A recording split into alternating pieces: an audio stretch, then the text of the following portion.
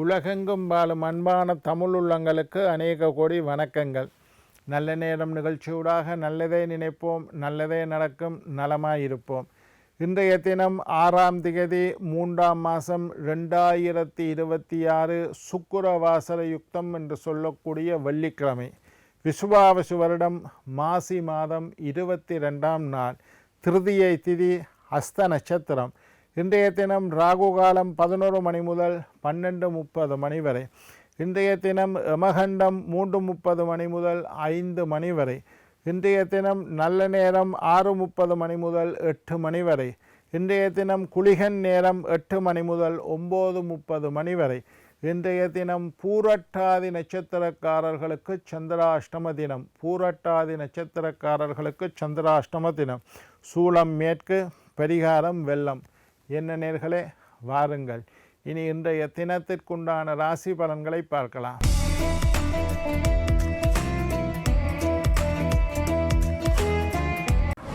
மேஷம் தனம், ரிஷபம் வரவு, மிதுனம் சினம், கடகம் அசதி, சிம்மம் ஆக்கம், கன்னி சாதனை, துலாம் நிம்மதி, விருச்சிகம் நற்செயல், தனுசு சோர்வு, மகரம் பரிவு, கும்பம் சாந்தம், மீனம் நிறைவு.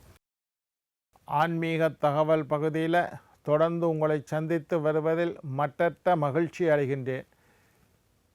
இன்றைய தினம் ஜாதக ரீதியாக கண் பார்வை சம்பந்தமான கோளாறுகளை என்ன செய்யலாம் என்பதை பற்றி இன்றைக்கு ஆன்மீக தகவல் பகுதியில் பார்க்குறோம். எங்களுடைய நிகழ்ச்சிக்கு நீங்கள் தரக்கூடிய ஆதரவு என்னை மகிழ்ச்சி அடைய செய்கின்றது. ஜாதகம் சம்பந்தமாக, ஜோதிடம், வாஸ்து சம்பந்தமாக, ஆன்மீகம் சம்பந்தமாக ஏதாவது கேள்விகள் இருப்பின் சக்தி டிவி நல்ல நேரம் நிகழ்ச்சி தயாரிப்பாளர் கீழ்கண்ட முகவரிக்கு கடிதம் மூலம் என்னை தொடர்பு கொண்டால் தொடர்ந்து வரக்கூடிய நிகழ்ச்சியில் தகுந்த கேள்விகளுக்குண்டான பதிலை தொகுத்து தர காத்திருக்கின்றேன். கண் பார்வை நீங்க என்ன பரிகாரம் செய்யணும், அல்லது கண் பார்வை சம்பந்தமான நோய்களை எப்படி கண்டுபிடிப்பது, ஜோதிடத்தில் கண் பார்வையை பற்றி என்ன சொல்லி இருக்கின்றது என்பதை பற்றி பார்க்க போகிறோம். ஜோதிடத்தில் ஒரு பகுதி இருக்குது, மருத்துவ ஜோதிடம். மருத்துவ ஜோதிடம் என்று ஜோதிடத்தில் பல பகுதிகள் இருப்பது போல மருத்துவ ஜோதிடம் என்று ஒரு பகுதி இருக்குது.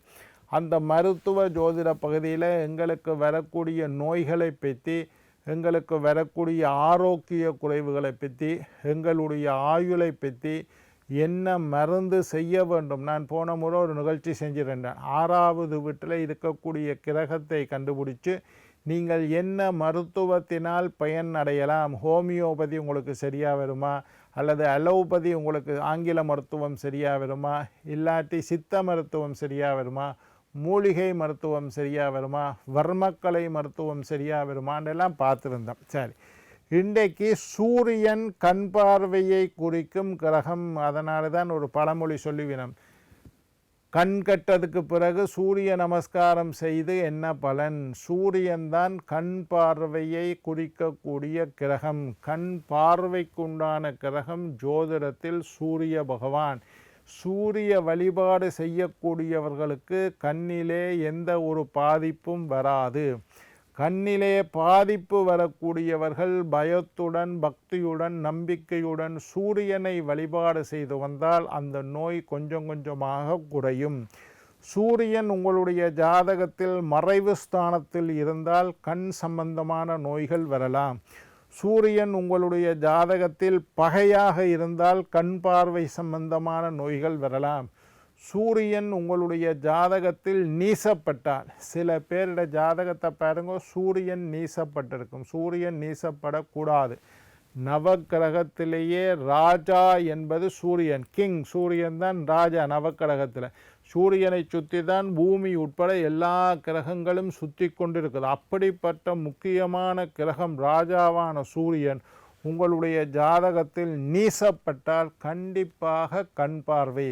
என்னட்ட ஜாதகம் பார்க்க வராக்களுக்கு நான் பார்ப்பேன். சூரியன் நீசமாக இருந்தால், அம்மா இதுக்கு உங்களோட மகனுக்கு கண்ணில் ஏதோ பிரச்சனை இருக்குதம்மா, கண் பார்வையில் பிரச்சனை வரும், போய் டெஸ்ட் பண்ணி பாருங்க. சின்ன பிள்ளைக்கு கண் பார்வையை பற்றி சொல்ல தெரியாது. எனக்கு பார்வை தெரியலம்மா, எனக்கு பார்வை மங்கலாக இருக்குன்னு சின்ன பிள்ளை சொல்லாது. ஆனால் வைத்தியர்கிட்ட போய் கண்ணை செக் பண்ணி பார்த்தா, ஓ டாக்டர் சொல்லுவார், இந்த பிள்ளைக்கு கண்ணில் பார்வையில் பிரச்சனை இருக்குது, கண்ணாடி போடணும், லென்ஸ் வைக்கணும் என்று சொல்லுவீங்க. சூரியன் நீசப்பட்டால் அந்த மாதிரி. சூரியன் 6, 8 போன்ற இடங்களில் மறைஞ்சிருந்தாலும் கண் பார்வை சம்பந்தமான நோய்கள் வரும். கண் பார்வைண்டா கண்ணு தெரியாமல் போகிறது மட்டும் இல்லை, அதுவும் ஒரு வகையான நோய். கண் பார்வை மங்குறது, சில பேருக்கு தூர பார்வை சரியாக தெரியாது, கிட்ட உள்ளதெல்லாம் வாசிப்பினம் ஆனால் தூர பார்வை தெரியாது. சில பேருக்கு தூர உள்ளதெல்லாம் வடிவாக தெரியும் ஆனால் கிட்ட உள்ளதை வாசிக்க முடியாது. இதை தூர பார்வை கிட்ட பார்வைன்னு சொல்கிறது. கண் பார்வை குறையும், கண் பார்வை மங்கும், கண்ணில் பார்வையில் பிரச்சனை வந்தால் தலைவலி வரும், கண்ணீர் வரும். இந்த மாதிரி கண் சம்பந்தப்பட்ட சில பேருக்கு கண் சிவந்திருக்கும், சில பேருக்கு கண்ணில் நரம்பு புடைச்சிருக்கும். இப்போ குளுக்கோமான்னு சொல்கிறாங்க. கண் சம்பந்தப்பட்ட எந்த நோயாக இருந்தாலும் அதற்கு எல்லாம் அதிபதி சூரியன். இளம் வயதில் பார்வை, இந்த மாதிரி பிறப்பு ஜாதகத்தில் சூரியன் நீசப்பட்டிருந்தா, சூரியன் பகையாக இருந்தால், சூரியன் மறைஞ்சிருந்தால், சூரியனோட தீய கிரகங்கள் சேர்ந்திருந்தா, சூரியன் ஏதோ ஒரு விதத்தில் பலவீனமாக இருந்தால் இளம் வயதிலேயே கண்ணாடி போட வேண்டிய சூழ்நிலை. 10 வயசில் கண்ணாடி, 12 வயசில் கண்ணாடி. எனக்கு தெரிஞ்ச 4-5 வயசு குழந்தைகளுக்கு கண்ணாடி போட்டு பின்னுக்கு கட்டி வச்சிருப்பேன்.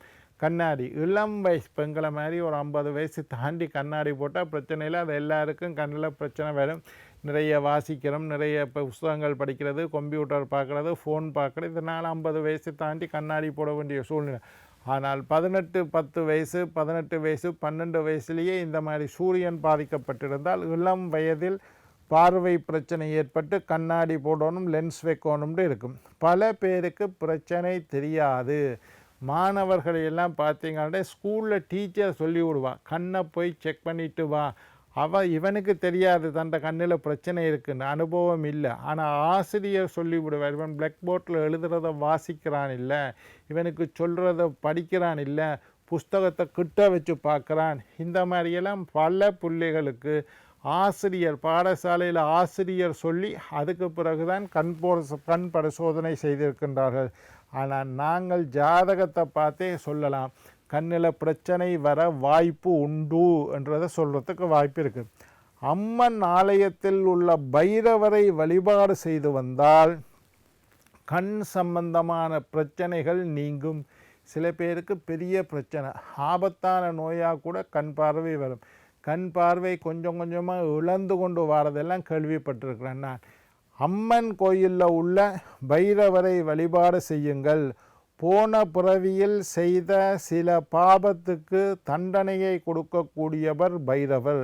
அதனால் பைரவரை வழிபாடு செய்து வந்தால் கண் பார்வை சம்பந்தமான கோளாறு நீங்கும். கண் பார்வைக்கு எந்த தெய்வத்தை கும்பிடணும்னா அம்மன் கோயிலில் உள்ள பைரவியை கும்பிட்டு வந்தீங்கன்னு 9 வெள்ளிக்கிழமை பைரவருக்கு மாலை பொழுதில் வில்வம் இலையினால் மாலை சாத்தி, செவ்வரை மாலையும் போடலாம், வில்வம் இலையினால் மாலை சாத்தி நெய் தீபம் ஏற்றி வழிபாடு செய்து வந்தால் கண் சம்பந்தமான கோளாறு நீங்கும். உங்களுடைய பிள்ளைகளுக்காக இருந்தாலும் சரி, உங்களுடைய பெற்றோர்கள் வயசு போனவர்களுக்கும் இந்த கண் பிரச்சனை, சுகர் இருக்குது கண் பாதிக்கப்படும், ப்ரெஷர் இருக்குது கண் பாதிக்கப்படும், கண்ணிலேயே ப்ரெஷர் இருக்குது குளுக்கோமான்னு சொல்லிவிடும், கண்ணிலேயே ப்ரெஷர் வரும், சுகர் வந்தால் கண் பாதிக்கப்படும். இவர்கள் எல்லாம் என்ன செய்யணும், அம்பாள் ஆலயத்தில் உள்ள பைரவரை சென்றடையுங்கள். அந்த பைரவருக்கு மாலை பொழுதில் வெள்ளிக்கிழமை மாலை, வெள்ளிக்கிழமை பின்னேரம் 6 மணிக்கு மேலே வில்வமிலை, அற்புதமான ஒரு மருந்து வில்வமிலை, வில்வமிலையில் மாலை கட்டி பைரவருக்கு சாத்தி ஒரு நெய்தீபத்தை ஏற்றி பைரவருக்கு முன்னால் நின்று பயத்தோட பக்தியோட நம்பிக்கையோட பிரார்த்தனை செய்தால் கண்ணில் வரக்கூடிய நோய் நீங்கும். கண் பார்வையினால் வரக்கூடிய மோசமான பின்விளைவுகளில் இருந்து நீங்கள் காப்பாற்றப்படுவீர்கள். ரெண்டாவது சூரியனை கும்பிடுங்கோ. காலையில் எழும்பின உடனே ஞாயிற்றுக்கிழமை காலையில் 6 to 7 சூரிய உரை. அந்த 6 to 7 சூரியனை நீங்கள் கண்களினால் பார்க்கலாம். 9-10 மணி ஆச்சுன்னா சூரியன் வெப்பம் அதிகரிச்சிடும், நீங்கள் கண்ணால் பார்க்க இயலாது. ஆனால் காலையில் உள்ள இளம் சூரியனை கண்களினால் பார்க்கலாம். உலகத்திலேயே கண்கண்ட தெய்வம் 2, ஒன்று சூரியன், ஒன்று சந்திரன். மற்ற தெய்வங்கள் எல்லாம் கண்கண்ட தெய்வம் என்று நாங்கள் சொல்வதில்லை. கண்ணினால் நேரடியாக பார்க்கக்கூடிய தெய்வம் 2, ஒன்று சூரியன், ஒன்று சந்திரன். அப்படிப்பட்ட கண்கண்ட தெய்வமாகிய சூரியனை பயத்தோடு, பக்தியோடு, நம்பிக்கையோடு நீங்கள் வழிபாடு செய்து வந்தால் கண்ணிலே இருக்கக்கூடிய தோஷங்கள் எல்லாம் நீங்கும். ஜாதகத்தில் தோஷம் ஏற்பட்டு அதனால் உங்களுடைய பார்வையில் பிரச்சனை வந்தால் கண்கண்ட தெய்வமாகிய சூரியனை நீங்கள் வணங்குங்கள், வழிபாடு செய்யுங்கள். கண் பார்வை சம்பந்தமான நோய் நீங்கும். அடுத்தது, கண்ணு தெரியாதவர்களுக்கு பிச்சை எடுங்கள், தானம் செய்யுங்கள், தர்மம் செய்யுங்கள். ரோட்டில் கண்ணு தெரியாமல் குருடன் ஒரு பிச்சைக்காரன் வந்து, குருடனாக இருக்கக்கூடிய பிச்சைக்காரன் வந்து பிச்சை காட்டால் மினக்கட்டு காசு எடுத்து போடுங்க. உங்களுடைய பிள்ளைகளில் கண் பார்வை சரியாகும், உங்களுடைய பெற்றோர்களின் கண் பிரச்சனைகள் சரியாகும். கண் தெரியாதவர்களுக்கு தானம் செய்யுங்கள். அவனுக்கு ஒரு 20 ரூபா காசை கொடுங்கோ, இல்லை ஒரு உடுப்பு வாங்கி கொடுங்கோ, ஒரு செருப்பு வாங்கி கொடுங்கோ. பெரிய புண்ணியம் என்ன தெரியுமா? கண் தெரியாதவன் ஒரு தடி வச்சிருப்பான் கையில், டக்கு டக்கு டக்கு டக்குன்னு தட்டி தட்டி போவான். அந்த தடியை கண் தெரியாத ஒருத்தனுக்கு நீங்கள் வாங்கி கொடுத்தால் போன பிறவியில் செய்த பாவங்கள் எல்லாம் நீங்கிவிடும். என்ன நேயர்களே, நாளை மற்றொரு நிகழ்ச்சியில் உங்களை சந்திக்கும் வரை உங்களிடம் விடைபெறுவது உங்கள் ஜோதிட சித்தர் டாக்டர் ராஜராஜ குருக்கள்.